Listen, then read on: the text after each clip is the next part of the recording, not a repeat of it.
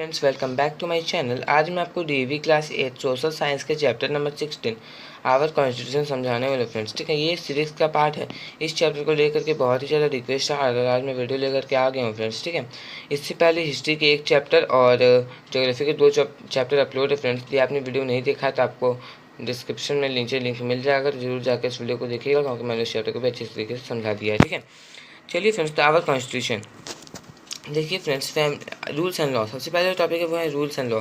Family जो है, जो परिवार है, वो आप कह सकते हैं फैमिली जो एक बेसिक यूनिट है, एक मूल इकाई है सोसाइटी के। ठीक है, जो कि वेरियस इंस्टीट्यूशन और ऑर्गेनाइजेशन के द्वारा कंप्राइज होता है डिफरेंट लेवल्स में। ठीक है, और उसका स्मूथ फंक्शनिंग डिपेंड करता है कुछ rules, certain rules and regulations पे। ठीक है, लॉज पे। ठीक है, जो कि किसी कंट्री और कम्युनिटी के द्वारा रिकॉग्नाइज किया जाता है, उसके मेंबर्स के एक्शंस को रिकॉग्नाइज किया जाता है फ्रेंड्स। ठीक है, तो सोचिए फ्रेंड्स, यदि रोड में चलते वक्त कोई भी व्यक्ति या फिर हम ही लोग ट्रैफिक रूल्स का पालन नहीं करेंगे, ठीक है, उनके लॉज का पालन नहीं करेंगे, तो क्या होगा? हर कोई अपने आप को अनसेफ फील करेगा। ठीक है, कहीं भी एक्सीडेंट हो सकता है। ठीक है, किसी का भी एक्सीडेंट हो सकता है। तो हम लोगों को एक रूल्स को फॉलो करना चाहिए। ठीक है, अपनी डे टू डे लाइफ को रेगुलेट करने के लिए। ठीक है, अब आज रूल ऑफ लॉ।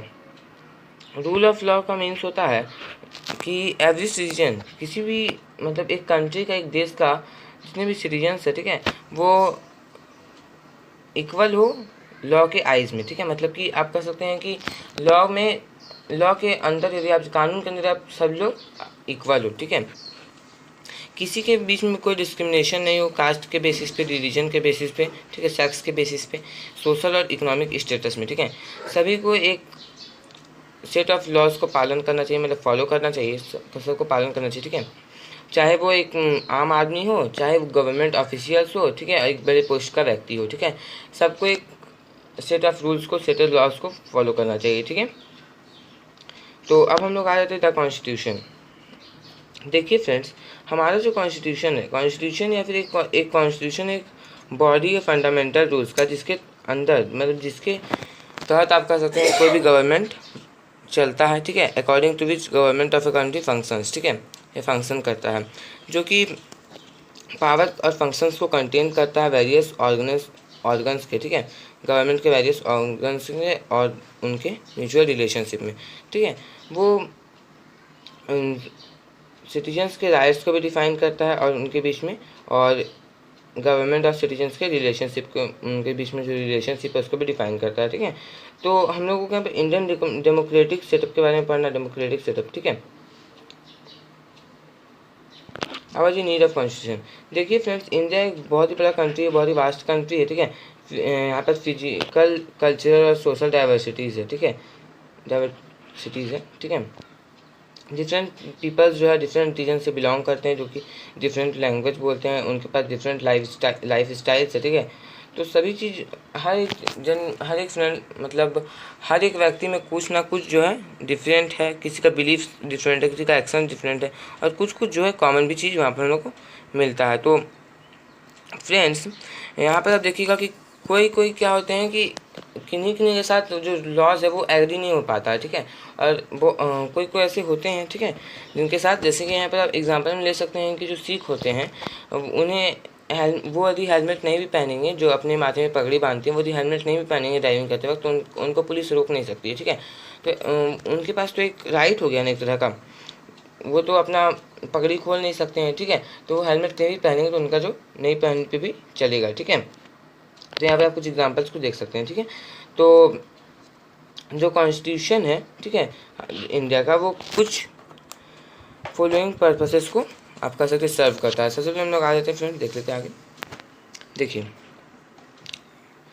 जो कॉन्स्टिट्यूशन है वो क्या क्या होना चाहिए, जो वो एक कंट्री का, उसके पॉलिटिकल सिस्टम का नेचर डिफाइन करे। ठीक है, कुछ सर्टेन सिग्निफिकेंट गाइडलाइन प्रोवाइड करे। ठीक है, जो कि डिसीजन मेकिंग और में हेल्प करे, डेमोक्रेटिक सेटअप में हेल्प करे डिसीजन मेकिंग में। ठीक है, और कुछ रूल्स प्रोवाइड करे। ठीक है, मान लीजिए कोई मिसयूज ऑफ पावर कर रहा है, ठीक है, तो और अब्यूज़ कर रहा है अथॉरिटी का, तो उन पे कुछ रूल्स एंड रेगुलेशंस को भी लेस डाउन करना चाहिए। ठीक है, guarantee certain rights based on equality to establish social, political and economic justice. Certain rights को गारंटीज करे जो कि इक्वालिटी को इस्टेब्लिश करे सोशली, पॉलिटिकली और इकोनॉमिक जस्टिस में, ठीक है। उसके बाद नेशनल राइट्स को गार्ड करे, ठीक है। देखिए, और इंश्योर करे कि जो मेजॉरिटी ग्रुप है वो माइनॉरिटीज़ को डोमिनेट नहीं कर रहे हैं, ठीक है। और माइनॉरिटी ग्रुप जो है डिप्राइव नहीं हो रहे हैं, जो कि कुछ बेनिफिट्स जो कि मेजॉरिटी ग्रुप को दिया गया है और कुछ बेनिफिट्स जो कि माइनॉरिटी ग्रुप को नहीं दिया गया, ठीक है। तो वैसी चीज़ों से यहाँ पर वो बच के रहें, ठीक है। और एक क्रूशियल रोल प्ले करे, ठीक है, democratic societies toward the achievement of desired goals को अचीव करने में वो लोग एक क्रूशियल रोल को प्ले करें। अब आ जाइए vision and values of Indian constitution. Vision और वैल्यूज़ इंडियन कॉन्स्टिट्यूशन से विजन एंड वैल्यूज़ है उसे देखिए फ्रेंड्स, जो इंडियन जो कॉन्स्टिट्यूशन है किसी कंट्री का वो उसके डिस्टिंक्ट फीचर्स को रिफ्लेक्ट करता है, उसके कल्चर को और उसे इस हाउस को, ठीक है। The constitutions of France and US United States are the product of political revolution. देखिए फ्रेंड्स, जो कॉन्स्टिट्यूशन है फ्रांस का और यूनाइटेड स्टेट्स का, वो उसके पॉलिटिकल रिवॉल्यूशंस का, कुछ पॉलिटिकल रिवॉल्यूशंस का रिजल्ट है, ठीक है। ये आप लोग क्लास 9 में पढ़िएगा friends, the French revolution part में, कि कैसे जो फ्रांस का जो कॉन्स्टिट्यूशन बना, ठीक है। आगे चलकर यूनाइटेड स्टेट्स का ही पढ़िएगा, तो आप लोगों को आगे इसी सब चीज़ों को पढ़ना है फ्रेंड्स, ठीक है। लेकिन जो ब्रिटिश कॉन्स्टिट्यूशन है वो रिटर्न नहीं है, ठीक है, वो ग्रेजुअल इवोल्यूशन का आउटकम है, ठीक है। Unlike the US and the UK, United Kingdom, the Constitution of India is the result of serious deliberations of a representative called the Constituent Assembly। देखिए फ्रेंड्स, यूनाइटेड किंगडम और US की तरह नहीं, जो इंडिया है वो एक रिजल्ट है सीरियस डिलिब्रेशंस का, ठीक है। सीरियस डिलिब्रेशंस का उनके रिप्रेजेंटेटिव्स का एक रिजल्ट है, ठीक है, जिसे हम लोग कहते हैं कॉन्स्टिट्यूएंट असेंबली, ठीक है, जो कि इनडायरेक्टली इलेक्टेड बॉडी है, ठीक है। जितने भी मेंबर्स है कॉन्स्टिट्यूएंट असेंबली का, वो हिंदूज़ को रिप्रेजेंट करते हैं, ठीक है, मुस्लिम, सिख्स, एंग्लो इंडियंस, क्रिश्चियंस, ठीक है, पर्सन्स, हरिजन्स, ठीक है। जो असेंबली है इंडिया में, जो कॉन्स्टिट्यूएंट असेंबली है, वो कुछ इंडियन पर्सनैलिटीज़ को भी इंक्लूड करता है, ठीक है। जैसे कि एग्जाम्पल जैसे जवाहरलाल नेहरू, ठीक है, वल्लभ भाई पटेल, डॉक्टर राजेंद्र प्रसाद, मौलाना आ जाते हैं। यहाँ पर हिंदू भी है, मुस्लिम्स भी है, सिख्स भी है, ठीक है। के.एम. मुंशी, जे.बी. कृपलानी, ठीक है, सी राजा गोपालाचारी, ठीक है। फिर यहाँ पर एक और एग्जाम्पल है पटा भाई सीतारामैया, ठीक है, बहुत सारे, भीमराव अम्बेडकर, ठीक है, एस राधाकृष्णन, ठीक है, एम गोपाला स्वामी अयंगर, ठीक है। ऐसे एग्जाम्पल फीमेल्स को भी यहाँ पर इंक्लूड किया गया है कॉन्स्टिट्यूशन असेंबली, उसका एग्जाम्पल आप जान लीजिए, राजकुमारी, अमृत कौर, सरोजनी नायडू, सचेता कृपलानी, ठीक है। तो कुछ आइडल्स को भी इंक्लूड किया गया है कॉन्स्टिट्यूशन पे, ठीक है। उस फ्री इंडिया कॉन्स्टिट्यूशन में कुछ आइडल्स को भी इंक्लूड किया गया है, ठीक है। तो आप लोगों को यही सब चीज़ों को आगे में पढ़ना है, ठीक है। तो आप लोगों ने कॉन्स्टिट्यूशन के बारे में जान ही लिया।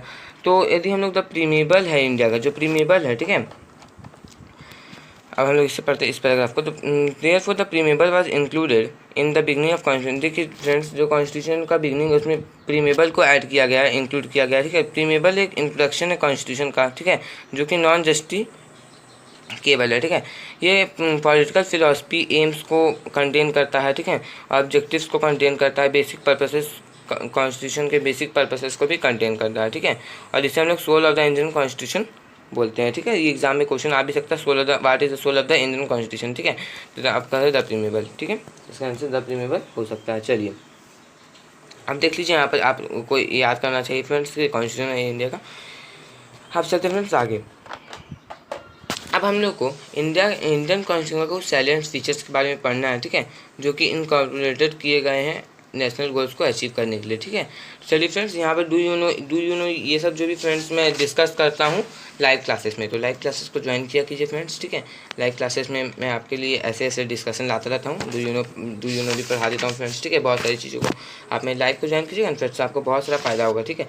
तो आप मेरे लाइव क्लासेस को जरूर ज्वाइन किया कीजिएगा फ्रेंड्स। चलिए अब हम लोग को बेसिक फीचर्स, हमारे कॉन्स्टिट्यूशन के बेसिक फीचर्स के बारे में पढ़ना है। सबसे पहले फीचर वो है यूनिक कॉन्स्टिट्यूशन। देखिए फ्रेंड्स, जो इंडिया का कॉन्स्टिट्यूशन है वो यूनिक कॉन्स्टिट्यूशन है, ठीक है। The chief characteristics of constitution of India is it's uniqueness, ठीक है। तो जो चीफ कैरेक्टरिस्टिक है इंडिया के कॉन्स्टिट्यूशन का वो है उसका यूनिकनेस। देखिए फ्रेंड्स, बहुत सारे एग्जाइटिंग कॉन्स्टिट्यूशन जो वर्ल्ड से लिए गए हैं उसको हमारे कॉन्स्टिट्यूशन मॉडिफाइड किया गया है और हमारी नीड्स के तहत, हमारी नीड्स के आप कह सकते हैं हमारे नीड्स के लिए वहाँ पर कंडीशंस और नीड्स को देखते हुए वहाँ पर उसे अपने हमारे कॉन्स्टिट्यूशन में जोड़ा गया है। ठीक है, तो जो कॉन्स्टिट्यूशन है इंडिया का वो कॉम्बिनेशन है, जो कॉन्स्टिट्यूशन इंडिया का वो कॉम्बिनेशन है बहुत सारे गुड पॉइंट्स का। ठीक है, जो कि बहुत सारे देशों के कॉन्स्टिट्यूशन से लिया गया है। तो डू यू नो में यही था फ्रेंड्स। लाइव क्लास को ज्वाइन कीजिएगा, मैं आपको बताऊंगा कहाँ से किस चीज़ को लिया गया है। ठीक है, और सेम टाइम में क्या होता है जो नीड्स और एस्पिरेशंस है पीपल के, उसको भी इग्नोर किया नहीं जा सकता। ठीक है, अब आ जाइए जो सेकंड बेसिक फीचर वो है द लेंदिएस्ट कॉन्स्टिट्यूशन। देखिए फ्रेंड्स, जो इंडिया का कॉन्स्टिट्यूशन वो बहुत ही लेंदिएस्ट है और बहुत ही मोस्ट डिटेल्ड है। ठीक है, वर्ल्ड का बहुत ही लेंदिएस्ट कॉन्स्टिट्यूशन है, बहुत ही ज़्यादा डिटेल्ड कॉन्स्टिट्यूशन है। ये 22 पार्ट्स में डिवाइड किया गया, 395 आर्टिकल्स में डिवाइड किया गया, 12 शेड्यूल्स में डिवाइड किया गया है। ठीक है, जो कॉन्स्टिट्यूशन असेंबली था वो कॉन्स्टिट्यूशन को लिखने में 2 ईयर्स 11 मंथ्स और 18 डेज़ को, और उसके उसको ड्राफ्ट करने में 26 नवंबर 1949 में उसको ड्राफ्ट किया गया। इतना दिन लगा, 2 ईयर्स 11 मंथ्स और 18 डेज। ठीक है, और जिसको एडॉप्ट किया गया और इन्फोर्स किया गया, उसको मतलब उसको लागू किया गया 26 जनवरी 1950 में। अब आज ये रिटर्न कॉन्स्टिट्यूशन, इंडिया का जो कॉन्स्टिट्यूशन है वो रिटर्न कॉन्स्टिट्यूशन है। ये ड्राफ्टेड और इनेक्टेड किया गया है कॉन्स्टिट्यूएंट असेंबली के द्वारा। ठीक है, जो कि इस पर्पस के लिए स्पेशली इलेक्ट किए गए थे। ठीक है, तो कुछ जो प्रिसाइड किया गया था राजेंद्र प्रसाद के द्वारा। ठीक है, भीमराव अम्बेडकर के अंदर में। ठीक है, जो कि उसमें ड्राफ्टिंग कमेटी के चेयरमैन थे। ठीक है, अब आ जाइए रिजिड एंड फ्लेक्सिबल। ठीक है फ्रेंड्स, चलिए इंडिया का जो कॉन्स्टिट्यूशन है वो रिजिड है और फ्लेक्सिबल है। ठीक है, उसके प्रोसीड्यूर के और उसके अमेंडमेंट्स के बेसिस पे। ठीक है, देखिए फ्रेंड्स, रिजिड कॉन्स्टिट्यूशन वो होता है कि जो कि तुरंत अमेंडमेंट नहीं किया जा सके, जिसको ईजिली अमेंड नहीं किया जा सके, ईजिली सुधार नहीं किया जा सके। एक कॉन्स्टिट्यूशन में क्या होता है कि एक फ्लेक्सिबल कॉन्स्टिट्यूशन ईजिली अमेंड किया जाता है। ठीक है, तो द स्ट्रेंथ है रिजिड कॉन्स्टिट्यूशन का, जो कि स्टेबल है। ठीक है, और ये गारंटी करता है अगेंस्ट, तो यहाँ पर कुछ लगा हुआ है, हैस्टी चेंजेस में। ठीक है, जो फ्लेक्सिबल कॉन्स्टिट्यूशन है वो कंसिडर किया जाता है progressive in nature and helpful in the development of nation, मतलब डेवलपमेंट ऑफ नेशन में हेल्प करता है ये जो फ्लेक्सिबल कॉन्स्टिट्यूशन है। ठीक है, तो इंडिया में जो है दोनों चीज़ यहाँ पर आपको देखने को मिलते हैं। ठीक है, अब आज ये procedure of amendment of Indian constitution.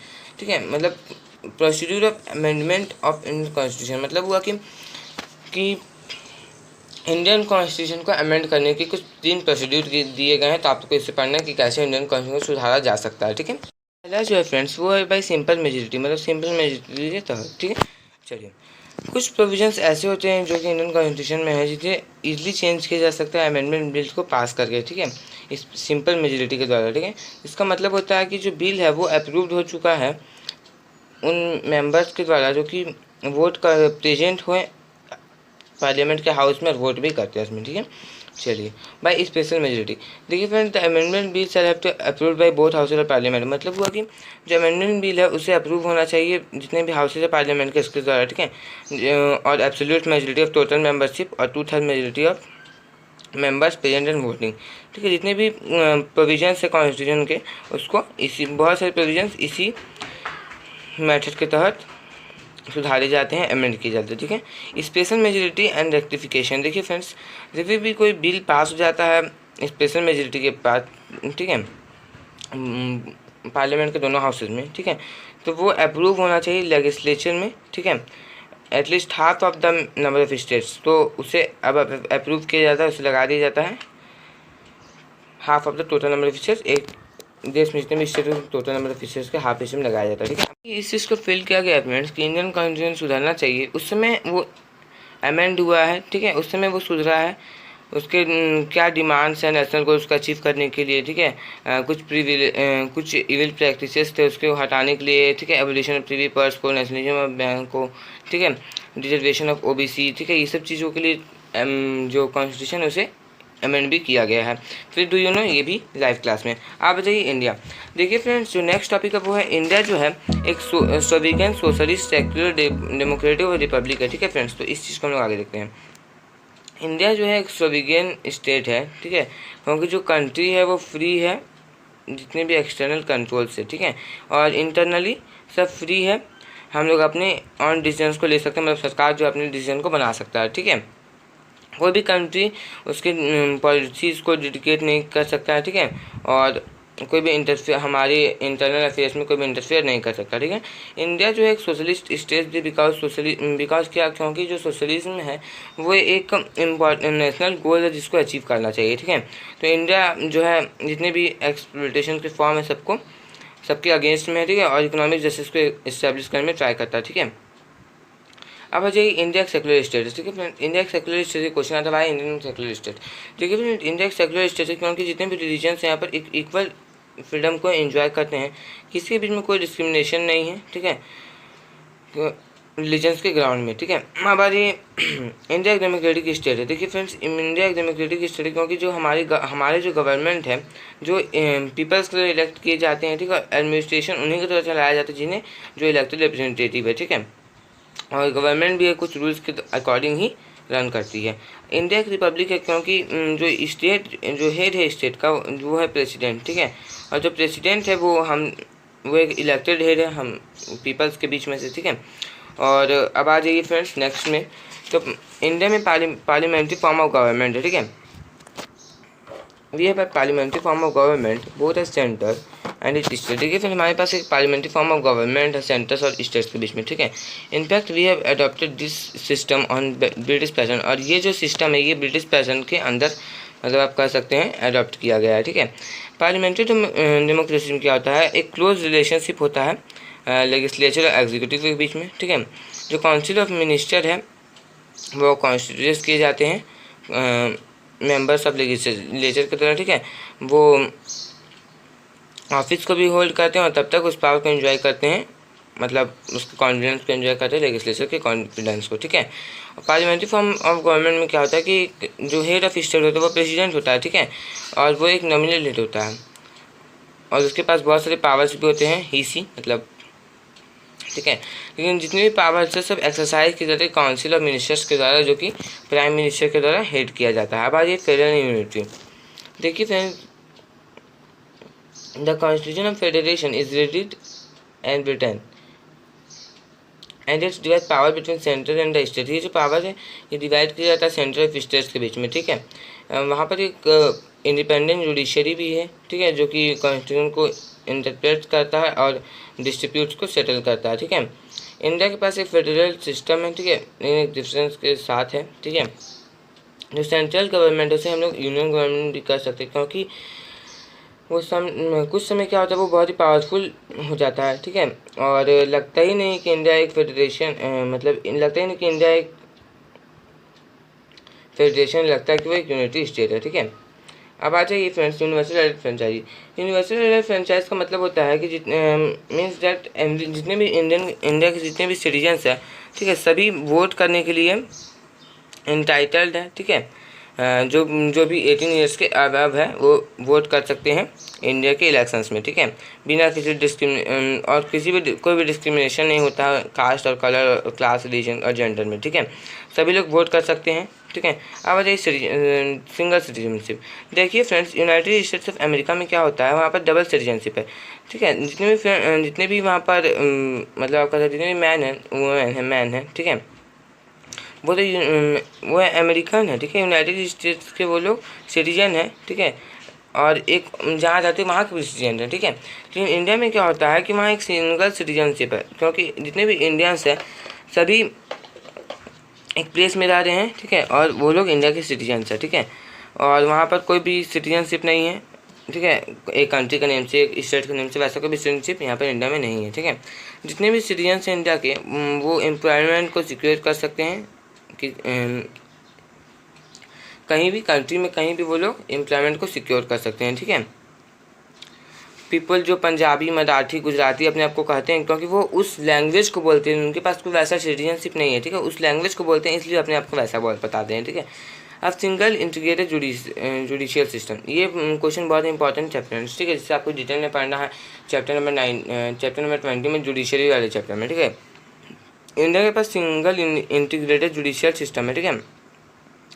Unlike the judicial system of the United States, we do not have separate federal and state courts. देखिए फ्रेंड्स, यूनाइटेड स्टेट्स के अनलाइक मतलब उसकी आप कह सकते हैं उसकी तरह हमारे इंडिया में नहीं है, ठीक है, कि एक सेपरेट स्टेट में ही कोर्ट है, हर एक स्टेट में कोर्ट है, ठीक है। हमारी कंट्री में इंटायर जुडिशरी का एक ही हेरेची है जो है कोर्ट्स, ठीक है, मतलब वन हेरेची ऑफ कोर्ट्स है, बहुत सारे कोर्ट्स है, ठीक है।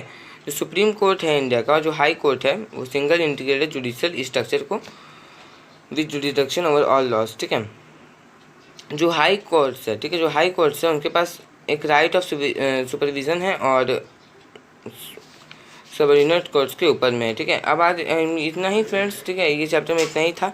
तो अब आगे आप लोग खुद पढ़ लीजिएगा फ्रेंड्स। और कीवर्ड्स और जब डू यू नो इस चैप्टर में रहते हैं किसी भी चैप्टर में, वो लाइव क्लासेस में डिस्कस करता हूँ फ्रेंड्स, लाइव क्लासेस को जरूर ज्वाइन कीजिएगा। और हाँ फ्रेंड्स, वीडियो आपको कैसा लगा कमेंट बॉक्स में जरूर बताइएगा, ठीक है। अपना रेट दीजिएगा, वीडियो को लाइक कीजिएगा आपको वीडियो अच्छा लगा, ठीक है। और यदि अपने चैनल पर नए थे तो चैनल को सब्सक्राइब करके बेल आइकन को प्रेस कर लीजिए और ऑल पे प्रेस कर दीजिए, ठीक है फ्रेंड्स। Thanks for watching.